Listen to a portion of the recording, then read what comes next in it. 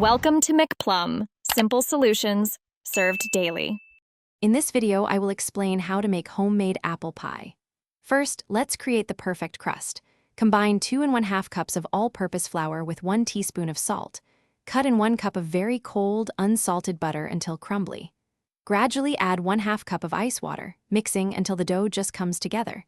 Divide the dough in half, flatten each into a disc, and chill for at least 30 minutes. This chilling step is crucial for a flaky crust. Now let's prepare the star of the show, the apple filling. You'll need 6 to 8 medium baking apples, such as Granny Smith or Honeycrisp. Peel, core, and slice them about 1/4 inch thick.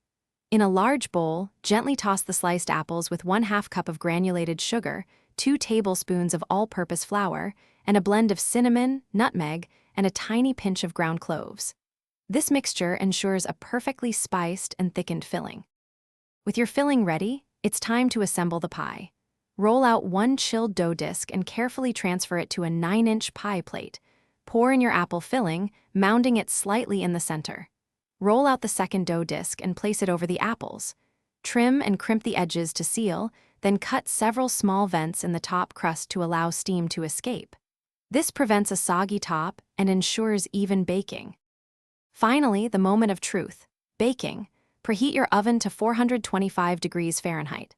Bake the pie for 15 minutes, then reduce the temperature to 375 degrees Fahrenheit and continue baking for 45 to 55 minutes, or until the crust is golden brown and the filling is bubbly.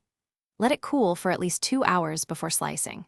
For easy meal prep, check out the leak-proof containers linked in the description, along with other great deals. Enjoy your delicious homemade apple pie. Thanks for watching. Stay juicy and subscribe.